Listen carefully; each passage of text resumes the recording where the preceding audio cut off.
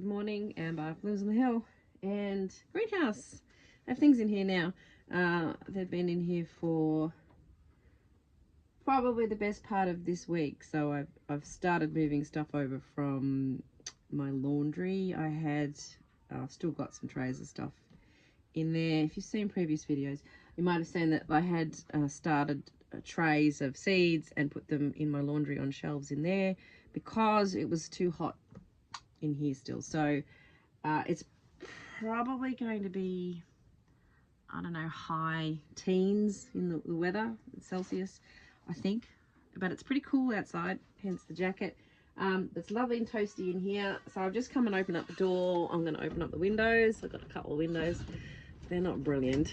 In fact, this whole greenhouse is not really brilliant. But I've noticed that the seeds have been sprouting and doing a lot better now because everything just sort of stopped. So nothing was germinating. So obviously not quite enough warmth. So it's been good. The only thing you got to watch is if you don't have a greenhouse, it does get quite dry, particularly seeds up here at the back that are right next to the glass. So I just need to do a bit of a light sprinkle, but I've got lots of stock in here. There's a new one that came out from Veggie and Flower Garden Seeds. There's champagne, and there was also antique rose. So I've got a fair bit of that, and I've ordered some more. I've got some scabiosa, the Fama white, which is a perennial one, and there's also a deep blue one that I've got as well. So that's hopefully all coming along. And further down here I've put some sweet peas. So I got these new sweet peas, the Piggy Sue and the Blue Shift, and they weren't germinating at all, but as soon as I pop them in here, suddenly it's much better, it's much warmer. So there's a few other bits and pieces, lots of stock, a bit of straw flour, and then there's also some umbellifers. So there's Orlea, there's Queen Anne's lace, and there's chocolate lace, which now this tray here of chocolate lace is actually there's a few bigger ones here that had germinated over in the laundry, but now there's lots of smaller ones coming up. So definitely things needed to come over here. I have started digging up dahlias. Started yesterday. Well, I've dug a few for a friend, put them in a separate bucket, but I've started digging up now and trying to put them in piles of piles of varieties. And I've made a list last night of which ones I'm definitely keeping and then which ones I want to sell. And then with the ones I keep, there will be excess that will be sold as well, I guess. So, but it's just a bit of hard yakking now and trying to clear, I've got to get these beds cleared. I've got this massive pile of compost and I really need to just flip these beds. Yeah, so far it seems like that the snails haven't discovered anything yet, but I haven't had anything in here for quite a long time, so I'm thinking that maybe that they haven't realized that things have come back in here.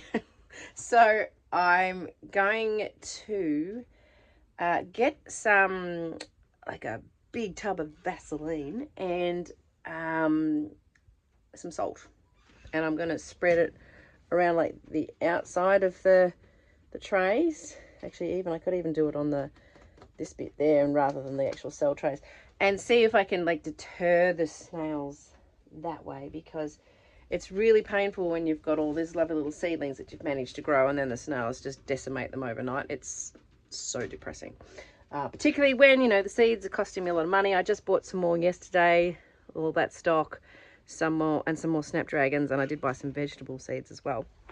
But not just that money, but then you've got to think about your time. Time is money.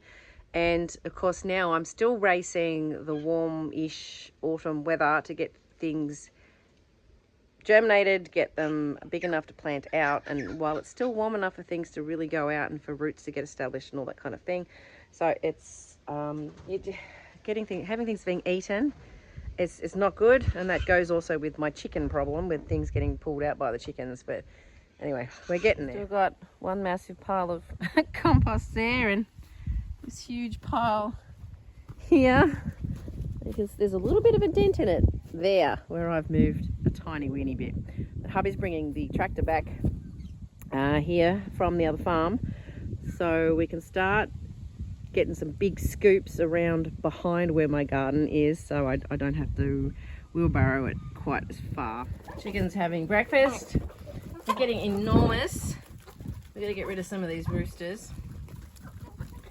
And we need to build a new house for them somewhere that's not in here. So my dahlia patch in my garden here just behind my house. This is my flower patch. So I've dug up, there's 2 rows up along here that I've dug up in the middle. And a couple more that need to be cut down, although they're still producing some flowers, so I'm quite loath to cut them down. I should just cut them down, it's ridiculous really. But I want to have this rectangle area here where these dahlias were. I'm going to do just separate smaller beds, so I'll probably start at that corner. In terms of that will be easier to put compost on, so we could even drive the tractor into this area and dump compost as we go. So start at the furthest corner and work our way back. It's going to be a huge amount of work. There's heaps of weeds, as you can see in here, so this is where I'm thinking that putting the cardboard down is going to be a good idea, so doing the whole no dig beds. I do have a big tarp that I can lie down as well to kill some weeds as well, but I don't particularly want to have to pull all of these out by hand. In the paddock, all the dahlias have been cut down by one. There's one little pink one there. It's one I named after my daughter that I grew from seed last season. I really like that one, so I've just kind of left it there because there's one flower. So I'd like to cut the last flower, but they're all cut down. And my kids yesterday, there was a big row of Joy Burketts, which is a white one, along here. Probably can't see it very well. I actually cut them pretty short, but I wanted to get them working and doing something for me yesterday, so that was a good start. They cut all. They didn't really need to be cut back because they stayed in from the previous season, and I'm probably going to just leave them there. They just look nice, and I don't really need that many Joy Burketts. That's just another thing to have to handle, so I'm just probably not going to bother. Everything's a big old mess at the moment. It's not very nice to look at. Chickens, I don't have anything. The chickens see this, which is the scoop that has the food, and they come, hello, you're very cute, but you're very annoying. They've been loving the dahlia tuber digging foray, because as you dig up every clump, there's a whole heap of worms, and then they start getting them, hello, from the hole, and then they also get them from around the clump, because there's always heaps of worms. If you ever dug dahlia tubers, you'll know this. And then they pull out all the worms as the worms are trying to scurry back into the tubers. Anyway, I've got, most of the tubers have been labelled. Those that haven't been labelled, I don't know what they are, I've been putting them in a bucket to give to my friend Megan, who has her Emporium Botanico, and so she sells potted plants at markets. So she grows seedlings and herbs and small little indoor plants and things like that. And she did sell some dahlias this year that I gave her spring last year, so she potted those up and they did quite well. So I've got heaps more I can give her, so she might as well sell them. So anything that's coming up that I don't know what it is, she's benefiting from that, which is good. And I'm just trying to put things sort of in colour. I've got my buckets. I've already taken a bucket load over to my shed where I'm going to store them. And I've had a pale pink bucket, so there's been Florally Harmony in there, Florally Pirouette. What else went in there? Can't remember now. Oh, Sugartown Sunrise, that went in there. Yeah, a few things went in there. So I'm just, I guess, trying to have some kind of order to things. And then I will have a bucket with the things that I'm planning on just selling and getting rid of. I'll bucket them up separately. So no doubt things will change. I'm very, very good at changing my mind. The one thing I am is consistently inconsistent. So we'll see what happens, but that's sort of the plan for the moment. Yep. Now the other thing that's changed a bit is the cutting them down by thirds. Usually you there's so much conflicting advice when it comes to dahlias. Is if you don't have a frost, cut them down by thirds. So cut a third off the top, leave it for a week, then cut the next third off and then leave that, and then you can dig them up. Or people say it's good to let all the green of the stalk die away before you dig them up, etc, etc, etc. I have subscribed to a email newsletter from QC, is it QC Contrary? Is that what she calls her farm? Anyway, Marty. And the recent email that came around was about digging dahlias, and her advice was that that was actually not really necessary, that whole tricking it into the frost occurrence and cutting it down by thirds, and because you want to do that so that they store well, so all the nutrients and the sugars go back into the tubers. But her advice that wasn't necessary at all. Now, I actually find that kind of interesting, because when I first had dahlias and dug them up, I just hacked the plants down and dug them up.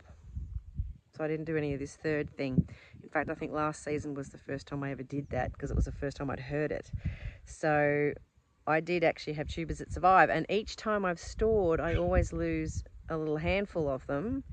So I actually, don't think it makes any difference. So constantly learning things all the time. So here I am giving you different advice all the time. But yeah, this is another thing that I've learned. So I guess it's just try it for yourself. See what happens. See what you prefer. And you know, people like store your tubers. They've got to be in a medium. You've got to put them in potting mix or sawdust or this or that or the other. And I just store them in clumps and leave the dirt on and put them in buckets and shove them in a shed. And then I have some that shrivel, I have some that die, I have some that survive beautifully. I think it's 6 of one, half dozen of the other, really. Chicken, don't walk across that. Oh, trying to still get things in the ground. I've just planted out some poppies, Iceland poppies, and protected them from chickens. I don't know how well they'll go. They're pretty small still, but I'm just trying to get things out of trays and into the ground while it's still warm enough outside. Like, it's not hot obviously, but while it's a little bit warm. Now I've got some ranunculus. These came from the seed collection. They're a pastel mix. They are the Italian ones. Now normally I plant ranunculus in March. Last season put them in March. They started flowering late August, I think. I had them in September. I had some for a wedding I did in September, and then that actual wedding in September, it was 30 degrees. It was ridiculous. Early spring, and we had this couple of hot days, and it completely destroyed my ranunculus. They don't like the heat. And then it got cold again, of course. I think we probably had another cold Christmas. We always do. I can't remember. Anyway, so putting these in May, my goal is that maybe they'll be flowering by November, which is the wedding's coming up. It's a real gamble. Someone commented on here and said to put them in pots, and then I could move them into a cooler spot if I get any hot days. So I'm going to do that. Thank you, whoever's idea that was. There's only 60 corms. I didn't go crazy because I wasn't going to get any at all. And then my husband said, no, get some. You'll regret it if you don't have any. Who am I to argue? So I've got this big crate down here. It's a collapsible thing. I've got 2. So I think I might put some compost in those and see how they go. And then if it is a hot day, if I remember, hopefully, and if they're not too heavy, I can shift them around, put them in the shade or wherever. Anyway, the corms need to be soaked, so 3 to 4 hours. All right, I've got them in a bucket of water so they can just do their thing. Meanwhile, I've still got lots of seeds to sow. I want to do all these seeds. I want to have enough for this wedding. But back to the ranunculus. So you can dig up the corms afterwards too. So I've actually still got ranunculus in the ground from last year. Now, I didn't dig mine up last year, my ranunculus, but there's some here. Hello. Here, there's one there. Chickens have been scratching. There's one here. There's a few more. Actually, there's a few more all through here. There's another one over there. There's a chicken. Don't peck at my cornflowers, please. So it's going to be a miracle if I get any flowers at all because of these stupid chickens. Yeah, you can dig your corms up, so you let the foliage die right back. after the flowers are finished. Obviously let the foliage die back, and then that reabsorbs all the goodness into your corm, and then yeah, you can dig them up, and then you can just let them dry out and store them somewhere nice and cool and dry, and then replant them again next year. So I will be able to do that much easier when they're in a container, so planting them in a pot. Or don't eat those. I really hate you. I mean, I like you, but I hate you. It's just, oh no, that's, yeah, eat the grass, not the cornflowers. I don't have to mow my lawn. It's pretty good. Yeah, so you can just replant them the following year and just keep doing that. I will find I have lots of ranunculus all over the place, and last year I even had some from the previous year, so I just didn't get them up last year because it's just flipping between seasons is huge. Now is huge because I'm still got the odd flower here and there, but I'm trying to cut things down, and I'm trying to start seeds, and I'm trying to plant things out, and the added chicken problem. So I feel really snowed under at the moment. Got to get the kids out working. They helped me yesterday, they were very good, but yeah, it's a lot. Flower farming is not easy. Right, okay, I'm gonna dig up a few Dahlia tubers now. I'm mixing my jobs up. I find that it's better on my sore back, hips, etc. if I change things around. If I do the one thing all day, I end up really sore.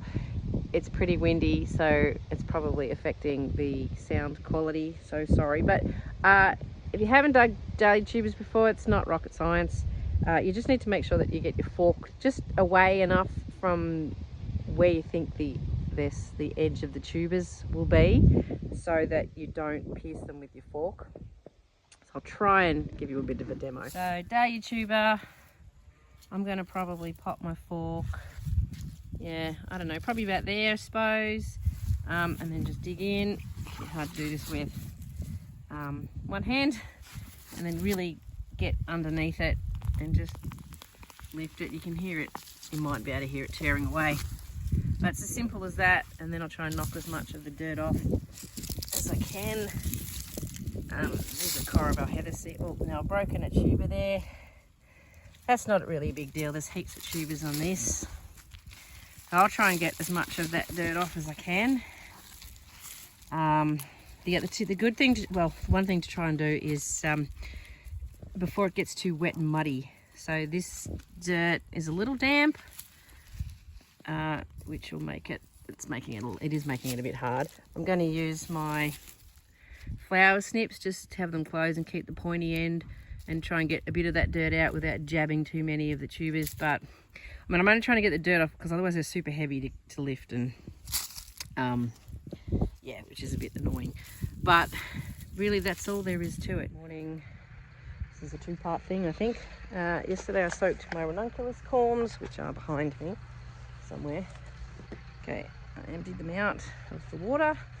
Now I'm going to put them in a crate, and I'm going to put a layer of compost in there, and then I'm going to put some potting mix on the top, and then I'm going to plant them into that. And I'm doing them in the crate so that I can move them if it's too hot. So I want to be able to move them into the shade, and maybe even into the cool if it's a really hot day, because the hot weather does them in. So you've got compost, crate. Doesn't have holes in the bottom, but holes on the side, so we'll see how that goes. I've got another one too if I need a second one. Potting mix, and then we'll just plant those into there. Alright, I've got potting mix on top of a layer. I haven't filled it right to the top. I can still pick it up, but I might get someone to help me move it if I need to move it, so I don't hurt myself. But as long as I can pick it up and shift it. Alright, so the corms need to be planted about an inch deep, or that's about 2.5 centimeters, and about 20 centimeters apart.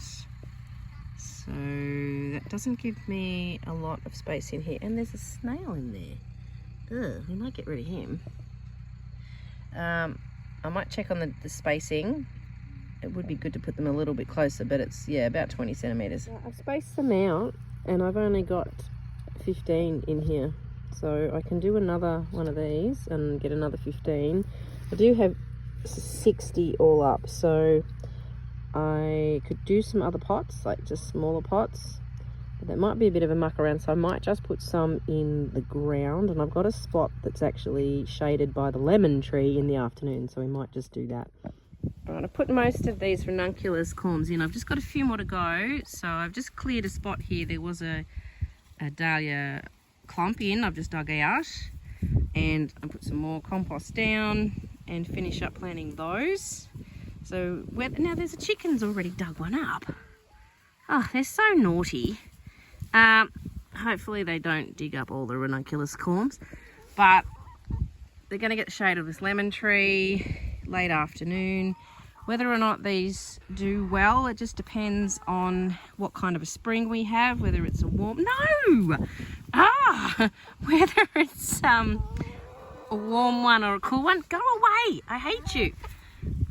My chickens. Whether or not we have a cool spring, warm spring, a hot spell in the middle of September like we did last year. Spring is so just you can't. Anyway, I wasn't planning on buying ranunculus for that reason, and considering the weddings I'm doing are late, so I'm not so stressed about having them for this wedding. But my hubby did say, get some, you'll be upset if you don't. And then, so we'll see what they do. I've mentioned that I normally put them in March when it's now May. So whether they bloom a bit late, but really what I need is for the weather to stay fairly cold all the way through till November. So it's kind of 6 of one, half dozen of the other, because I want warm enough weather for everything else to grow and bloom.